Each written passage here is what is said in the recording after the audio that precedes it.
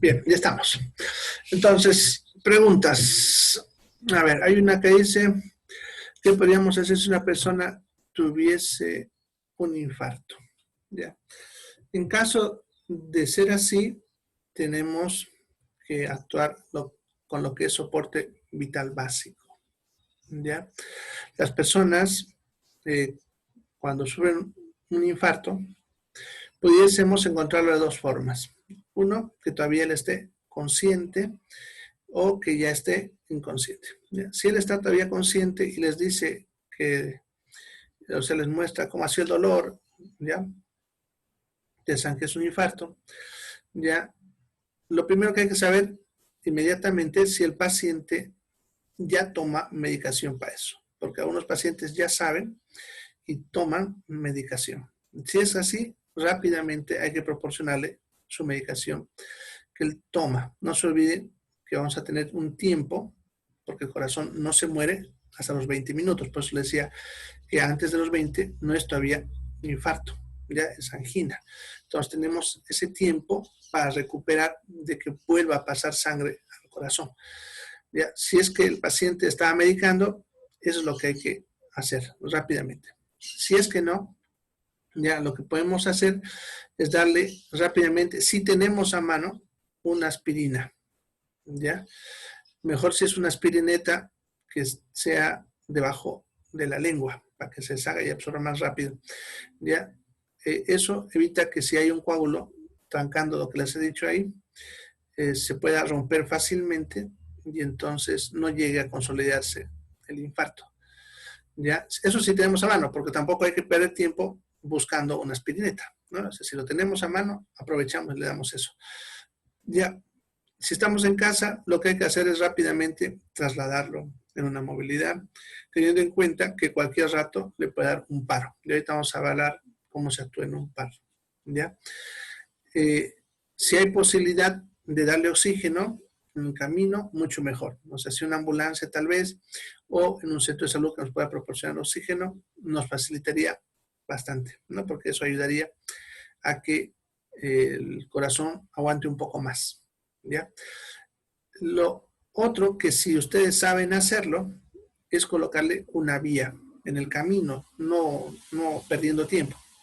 Ya significa, mientras lo suben, van alistando todo y en el camino, cuando ya está todo listo, se paran un minutito para colocar la aguja en la vena, le colocan sus telitas adhesivas y sigue corriendo la movilidad. La vía es muy valiosa, aun cuando a ustedes no le pasen ningún líquido. ¿Ya? Simplemente para que abran y le pongan a un goteo mínimo de 10 a 20 gotas, que ayudará a evitar que entre en shock y además, cuando llega la emergencia, nosotros no vamos a perder tiempo en colocarle una vía. Lo que vamos a hacer inmediatamente es meterle drogas por vía endovenosa. Entonces, nos facilita mucho hacer eso. ¿Ya? Eso si el paciente todavía está consciente, ¿no?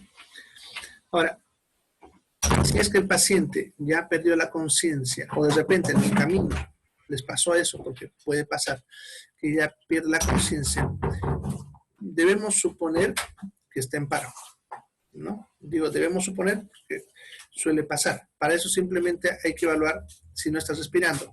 No necesitan tomarle el pulso. ¿Ya? Basta con saber que dejó de respirar.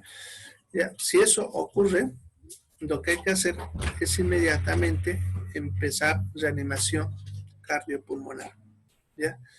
Para eso, lo que hay que hacer es estirar la cabeza, así, agarrando aquí de la mandíbula y poniendo la otra mano para acá y haciendo esto.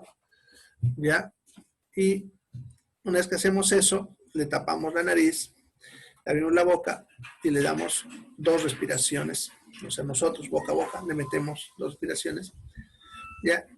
Y luego le hacemos los masajes cardíacos. Para hacer el masaje cardíaco, hay que colocar la palma de la mano dominante, si son derechos, sobre la mitad del esternón, ¿no? O sea, buscan el esternón a la mitad ahí, o a la altura del pezón, si ustedes quieren, ¿no? Pero en el medio del tórax, ahí.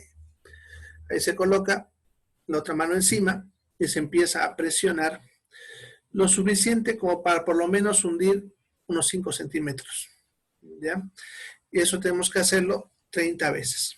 Luego le damos 2 respiraciones, luego 30 masajes de nuevo, luego 2 respiraciones, luego 30 masajes, ¿ya? Así, eso lo que va a hacer es ayudar a que el corazón siga bombeando y nos va a dar tiempo para llegar a un centro de salud. Ya, es lo que deberíamos hacer en un paciente que ha sufrido un infarto. ¿Ya?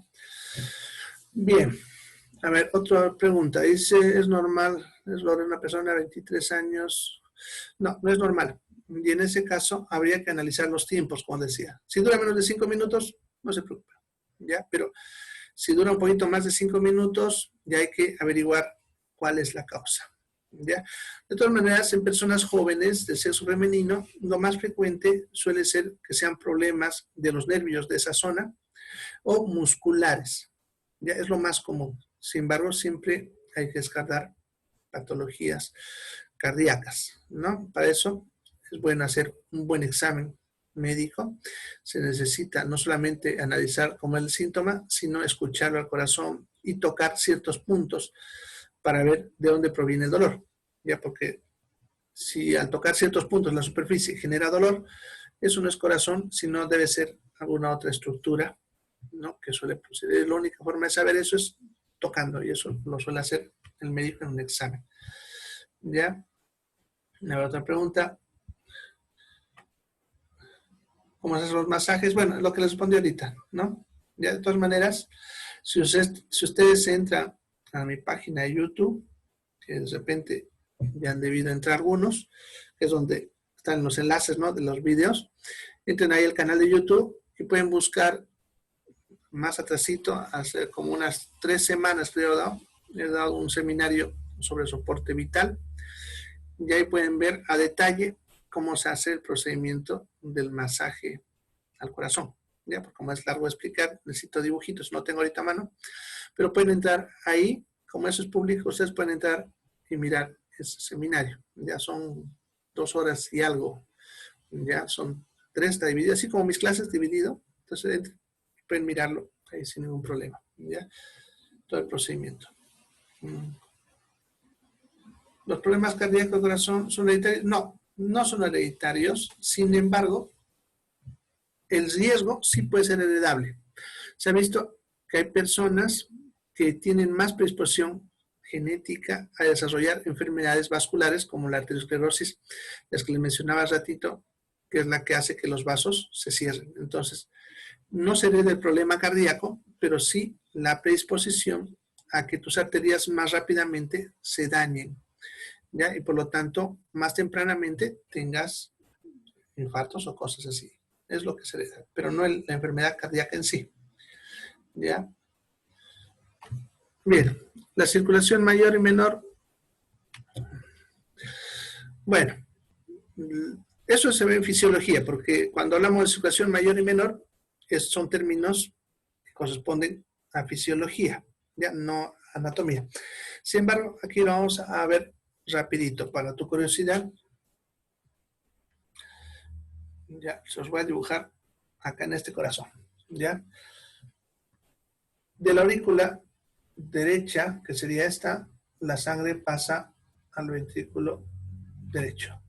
Del ventrículo derecho, la sangre se va a ir a pulmón por esta arteria que está aquí. Vamos a dibujarlo para aprovechar la arteria. Esta es la arteria pulmonar, entonces se va a ir a pulmón. Vamos a poner aquí una P, los dos pulmones, ¿no? De pulmón, la sangre va a volver por las venas pulmonares a esta de aquí, que sería la aurícula del lado izquierdo. De la aurícula del lado izquierdo, la sangre va a pasar al ventrículo del lado izquierdo.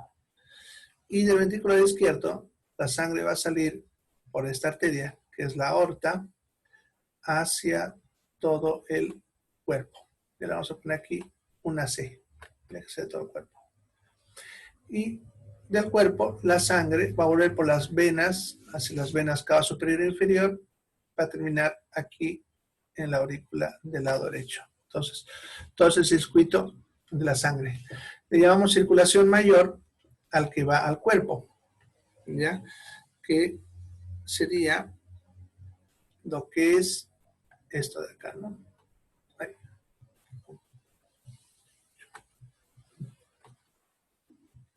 Ya, eso, que sería del ventrículo izquierdo a través de la aorta hacia todo el cuerpo.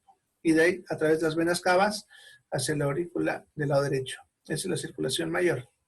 La circulación menor sería la que sale del ventrículo del lado derecho hacia los pulmones y de ahí vuelve hacia la aurícula del lado izquierdo. Eso es lo que le llaman circulación menor. ¿Ya? Ahora, la sangre que llega de pulmones es oxigenada, obviamente, porque está en el pulmón, de ahí sale al ventrículo izquierdo y de ahí se reparte hacia todo el corazón, ¿no? Que esa es en teoría oxigenada.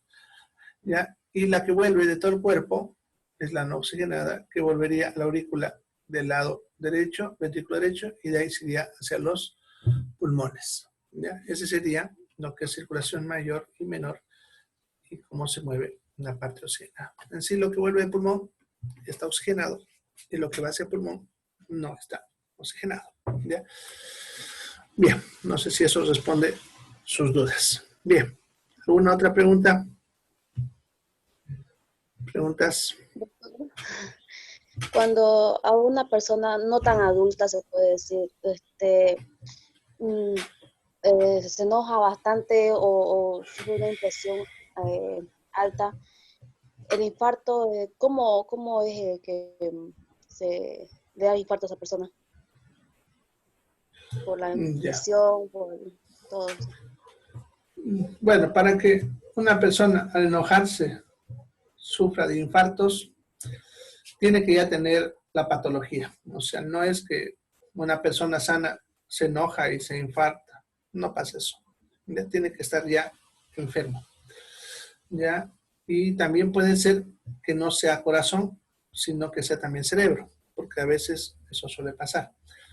¿Ya? Lo que pasa es que cuando uno tal vez se enoja, libera adrenalina, y la adrenalina va a hacer que el corazón lata más rápido.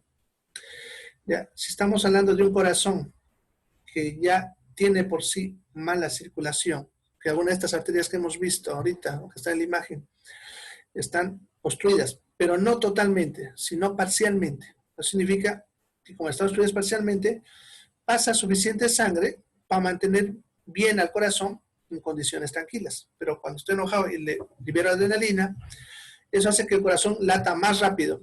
Y cuando el corazón trabaja más rápido, pide más oxígeno. Pero como esa arteria ya estaba parcialmente cerrada, no deja que le llegue más sangre y por lo tanto se va a empezar a dañar. ¿ya? Y como les decía, para que esto ocurra, ya tiene que haber una patología previa, ¿ya? Y obviamente ahí puede ocurrir la angina, ¿ya? Y si esta obstrucción persiste y el corazón sigue insistiendo en latir por más de 20 minutos, obviamente puede llegar un infarto. No te olvides que la clave es el tiempo, ¿ya? Entonces, si un paciente sufre un infarto después de un renegón, no es que va a caer muerto ese rato, como ves en las películas. Va a todavía estar adolorido por lo menos 20, 30 minutos. Ya no es inmediato el daño. Generalmente los que caen muertos o inconscientes en ese momento suelen ser los que sufren de derrame cerebral. Que esos son generalmente pacientes que ya son hipertensos, porque para eso tiene también que haber esa patología previa. Paciente hipertenso, que entonces cuando hay la descarga de adrenalina y el corazón late más rápido, eso sube la presión más de lo que estaba y las arterias pues del cerebro se pueden reventar por la presión y esa hemorragia que sale bruscamente en el cerebro deja sin sangre aparte del cerebro y al mismo tiempo lo está apretando y eso es lo que genera la inconsciencia y en algunos casos la muerte.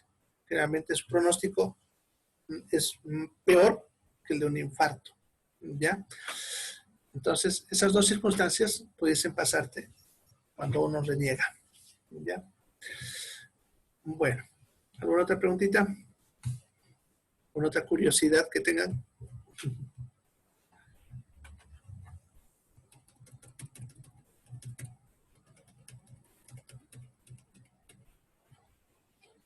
Bueno, entonces, si no hay más, continuemos. La que vemos ahorita eran las ramas de la aorta ascendente. No se olviden, las dos coronarias que alimentaban al corazón, ¿ya? No tiene más ramas la aorta ascendente. La siguiente parte de la aorta era la aorta, perdón, el callado aórtico. ¿Ya? El callado aórtico, entonces la siguiente porción, que sería donde empieza la curvita, aquí, y donde termina, ¿no? Esa curva es el callado aórtico.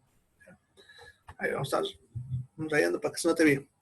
Entonces, toda esta porción sería el callado aórtico, ¿ya? No se olvide. Esta curva de acá, eso. Eso es el callado aórtico, ¿ya?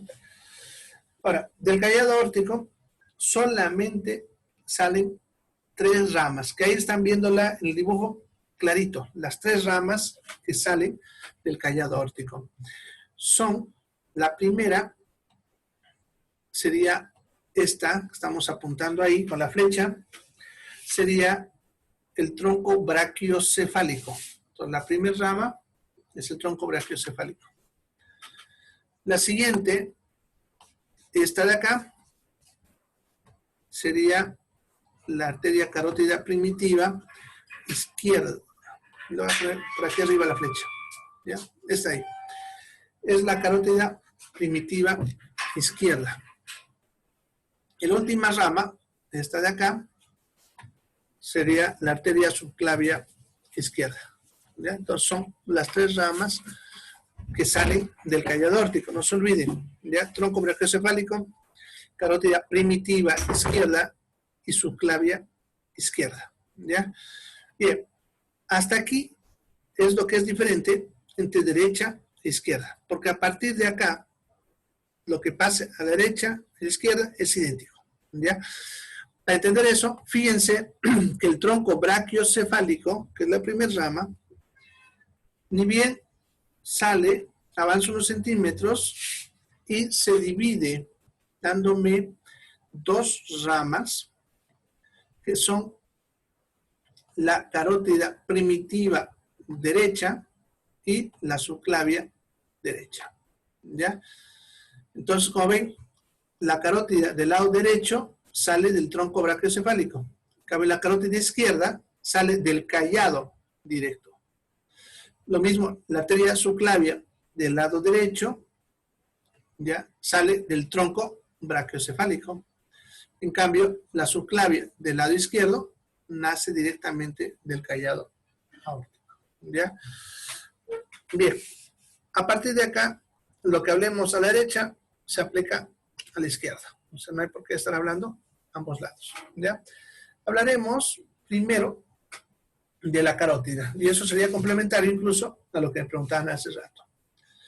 La carótida del lado, perdón, la carótida primitiva, tanto derecha como izquierda, suben por el cuello, como ven en la imagen, detrás del músculo esternocleidomastoideo, ya van a subir hasta llegar cerca del ángulo de la mandíbula, en este huequito que tenemos acá, y ahí, como ven, se divide en dos ramas.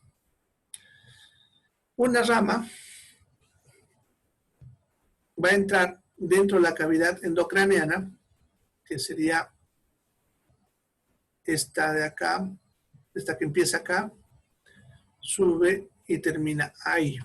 ¿Ya? Eso que ven, donde está apuntada la flecha, en realidad ya está dentro del cráneo. Esa es la carótida interna. Entra por el peñasco, ¿se acuerdan? El temporal, por el conducto carotídeo. Había un conducto ahí, que les mencionaba en esa época, que por ahí entra esa arteria. Una vez que la carótida interna ingresa, se dirige hacia la silla turca. Si se acuerdan de la silla turca en el esfenoides.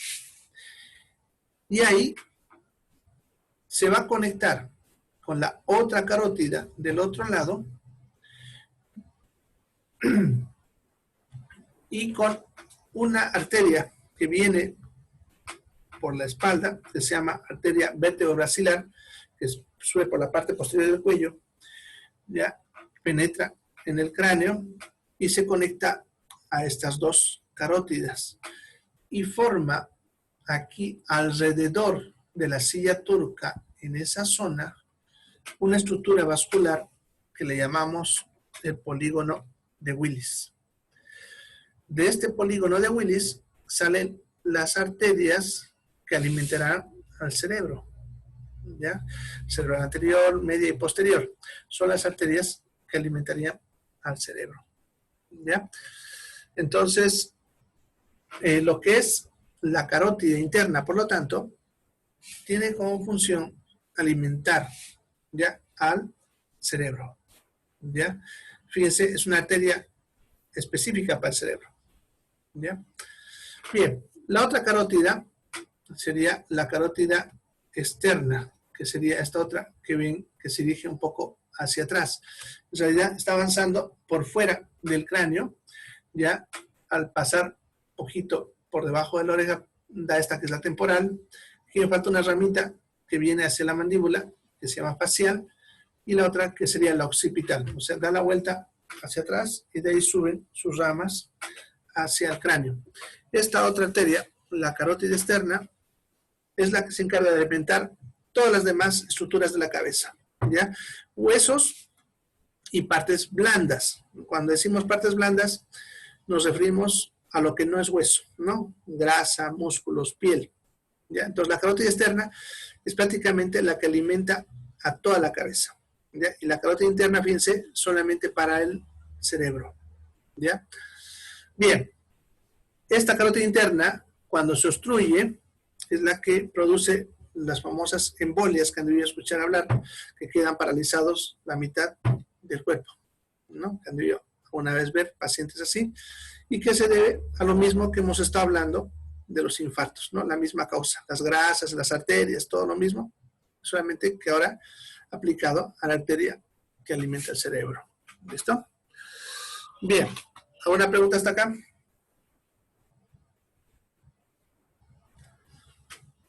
Bueno, entonces ese sería lo que serían las carótidas. Vamos ahora a ver lo que sería la subclavia.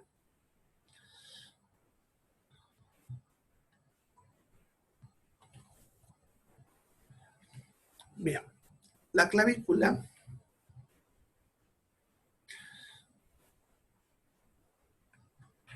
ya, es un huesecito que está más o menos por acá. Ya, así. Así, acuérdense que tenía forma de letra S y así, ¿no? Ese es el trayecto de la clavícula, ¿ya? Ahora, La primera costilla viene desde la espalda, más o menos así, y gira así. ¿Ya? Bueno, no me sale bien el dibujo, pero esta arteria que estamos hablando, que sería la arteria subclavia, que es esta de acá, pasa por debajo de la clavícula y por encima de la primera costilla, o sea, entre los dos, entre la primera costilla y la clavícula. Es más, ¿se acuerdan? En la primera costilla había un canal para esta arteria, porque prácticamente si la costilla está así, la arteria hace esto, así, ¿no? Se monta sobre la primera costilla. ¿Ya? A esta arteria le vamos a llamar subclavia. ¿Ya? Ahora, sucede que la subclavia va a avanzar, ¿ya?, hasta donde empieza el repliegue de la axila. ¿Ya? A ver, vamos a dibujar. La axila, no se olviden, está entre el brazo y el tórax, ¿no? Pero toda esta zonita es el repliegue de la axila. Esta carnecita de acá, ¿no? Que nos agarramos acá. ¿Ya? Entonces, cuando llega a esta zona, la misma arteria subclavia se le cambia de nombre, le vamos a llamar ahora arteria axilar. Va a avanzar por este repliegue hasta que ingresa al brazo. ¿Ya? Cuando ingresa al brazo, se le cambia de nombre y se le va a llamar humeral. Entonces, están viendo, la misma subclavia va cambiando de nombre. La subclavia, cuando llega a la axila, se le llama axilar. Va continuando. Cuando entra al brazo, se le llama humeral. ¿Ya? Va avanzando por la parte interna del brazo, bordeando al músculo bíceps. Y ese dato es importante. Si ustedes son pacientes y quieren buscar esta arteria, lo que hay que hacer es agarrar el brazo, ¿ya?, y empezar a palpar el músculo bíceps. Uno bordea y en el borde está esta arteria. Y ahí uno puede presionar y sentirlo, el pulso. ¿Ya? Va a ir por la parte interna. Como ven, cuando está llegando al codo, se va hacia adelante y termina en la parte anterior del codo, en la flexión del codo justamente, dividiéndose, como están viendo, en dos, ¿no? En ese punto se divide en dos. Cada una de estas va a ir pegada a los huesos y va a tener también el mismo nombre. La que va pegada al hueso radio se llama arteria radial y la que va pegada al hueso cúbito, arteria cubital. ¿Ya? Bien, ese es entonces el trayecto. Ahorita vamos a hacer un poquito más, solamente que lo voy a borrar eso y lo voy a reducir un poquito para ver todo.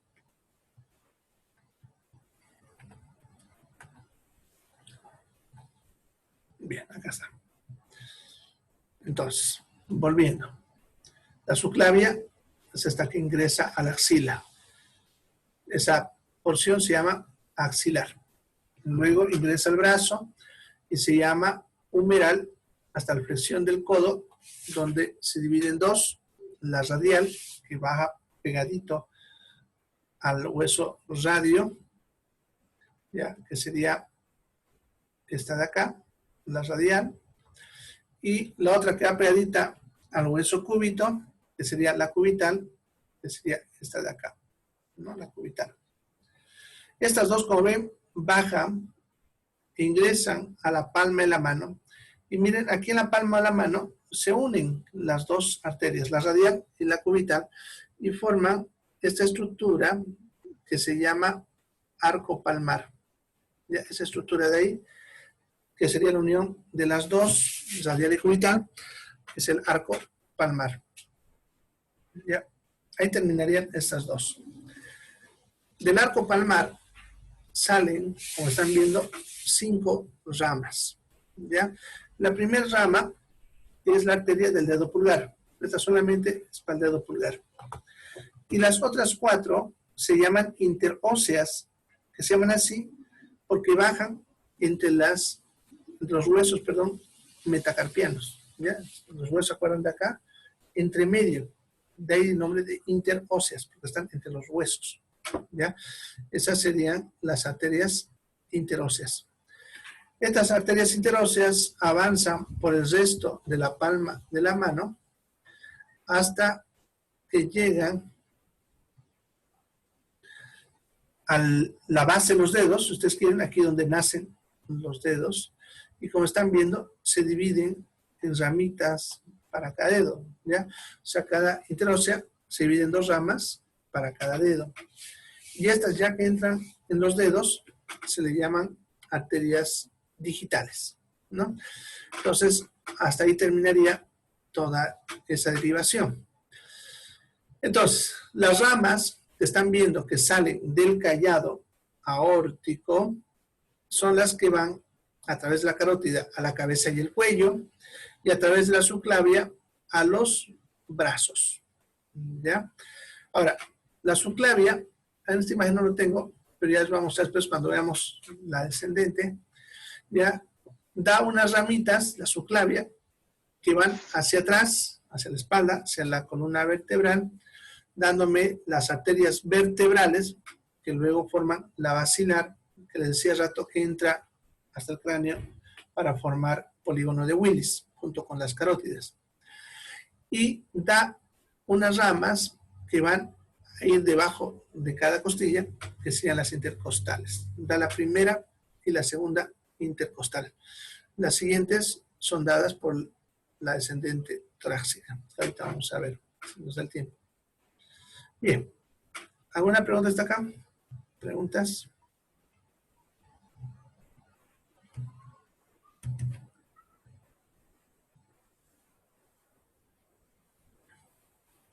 Bueno, la siguiente porción que nos toca hablar ahora es la arteria descendente torácica. Y en esta imagen nos muestra completita y a mejor detalle. Ya, aquí vemos la que ahorita acabábamos de estudiar, ¿no? Este es el callado aórtico con el tronco brachiocefálico, la carótida izquierda, la subclavia izquierda, todo lo que vimos, ¿no? Pero la que vamos a ver ahora es la aorta descendente torácica, ¿ya? Que sería esta de acá, ¿ya? Sería desde acá, que es donde termina la curva, hasta aquí abajo, cuando cruza el diafragma. En la imagen no lo vemos acá directo, pero ahorita se os muestro. Ya, a ver. Acá, miren, ahí está. ¿No? Ahí vemos que ya, entonces esa, que donde cayó ahorita caballito la flecha, es el músculo diafragma, ¿ya? Y esto que ven aquí ya sería la aorta descendente abdominal, ¿no? Esta es la que está por encima del diafragma, la aorta descendente torácica. Una vez que sale debajo del diafragma, descendente abdominal. ¿Ya? Entonces vamos a ver la descendente torácica.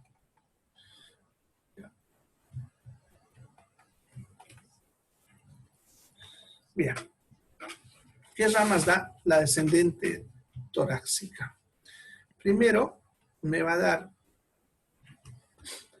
estas ramas que ustedes ven que salen a cada lado, debajo de cada costilla. ¿Ya? Aquí miren, hay una, aquí otra, y así, ¿no? Debajo de cada costilla, fíjense que sale una a ambos lados. Esas de ese lado, lo mismo acá, solamente que aquí no se ve su nacimiento porque el esófago lo está tapando. ¿Ya? Esas se llaman arterias intercostales y serían solamente desde la segunda hasta la 12ª, ya que la primera y la segunda, como aquí mismo ven, salen de la subclavia, ¿no? Esta es la subclavia, ¿ya? Y miren, la primera sale de ahí y la segunda también sale de ahí, ¿no? Entonces, la primera y segunda intercostales de la subclavia y a partir de la tercera de la descendente torácica, ¿ya? Bien, la siguiente rama serían varias arterias que ustedes ven acá que alimentan al esófago. Se llaman justamente arterias esofágicas. Son varias que van repartiéndose en el esófago. Y las últimas dos son dos arterias que a veces salen de una esofágica y a veces salen directo de la aorta descendente torácica. se llaman arterias bronquiales. Ya este ejemplo, por ejemplo, aquí nos los ponen, miren, una saliendo de aquí, la bronquial, nos muestran que avanza por acá, entre puntos cortados, como ven, hasta acá, y la hacen aparecer aquí al lado de este bronquio. Esa es la bronquial del lado derecho, y aquí nos hace aparecer la bronquial del lado izquierdo, dos chiquititas.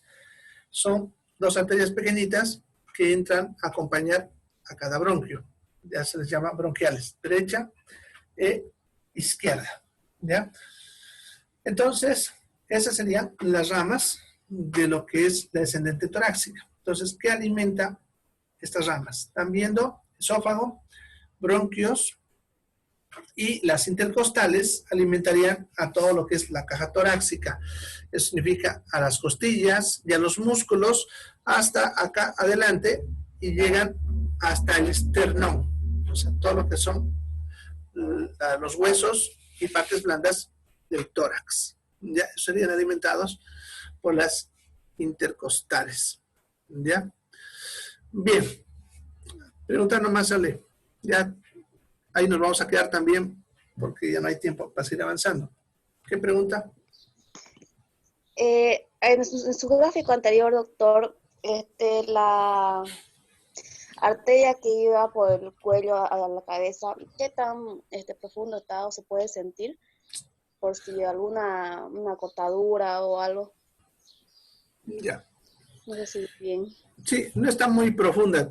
Ya. Está la piel, luego está la capita de grasa, que dependiendo de cuán gorditos seamos, puede medir entre medio centímetro a 2 centímetros. Luego estaría el músculo esternocleidomastoideo, y detrás de este músculo está esta arteria. El esternocleidomastoideo es un músculo que el espesor suele tener un medio centímetro ya a 1 centímetro, o sea, es delgado. ¿Ya? Eso sería el espesor, ¿no? Entonces, en otras palabras, estamos hablando entre 2 a 5 centímetros de espesor, dependiendo de cuán gordo estemos, ¿no? Bien, de todas maneras, se percibe con mucha facilidad. ¿Ya? Además que es una arteria gruesa, se la puede sentir y tocar fácilmente. Para eso, para ubicarla con facilidad, tienes que ubicar primero el cartílago tiroides, que es la manzana de acá, la bolita, y de ahí arrastras tu brazo hasta afuera, hasta que te chocas con el esternocleidomastoideo, que se lo siente claramente aquí cruzando en el cuello. Y si no, le estiras un poquitito el cuello así, perdón, así, y se nota el músculo ahí, ¿no? Entonces, chocas ese músculo y ahí presionas suavemente, como apartándolo al músculo, y ahí está la arteria. ¿Ya? Si quieres ubicarlo con precisión, haces eso. Si no, simplemente poniendo la mano por ahí, lo vas a percibir, porque como les decía, es un pulso fuerte. ¿Ya? Sin embargo, no se recomienda buscar este pulso, porque justamente en este punto donde se divide, que has visto, tenemos sensores de presión, que si uno lo presiona, eso puede estimular a que el cuerpo interprete que ha subido la presión y le ordene a que el corazón lata más lento. Es un reflejo que tenemos. Entonces, no se aconseja buscar el pulso carotidio, a menos que estemos en una situación en que el paciente esté inconsciente y tengas dificultad. Pero actualmente no hacemos eso. ¿Ya? Lo que hacemos nosotros ahora, el paciente no respira, directo suponemos que esté en paro. No estamos buscando el pulso porque es perder tiempo y además puedes generar más bien el paro, porque produce bradicardia, presionar a la carótida, ¿ya? Pero es mejor cualquier otro pulso, pero es una alternativa en alguna ocasión. Mientras no la presiones mucho, de repente no pase nada. ¿Listo? Y un corte superficial daña a esa arteria o más que todo, bueno, depende de la profundidad del corte, también se ¿no? encuentra por ahí, ¿cierto? ¿Cómo? Bueno. ¿La yugular igual se encuentra por ahí? Sí, es una vena. Son varias las venas yugulares. De todas maneras, un corte superficial en esa zona dependerá de su profundidad, ¿no? Pero aunque no sea profundo, va a sangrar bastante. No solamente por la vena, sino porque hay el músculo, acuérdate, muy superficial.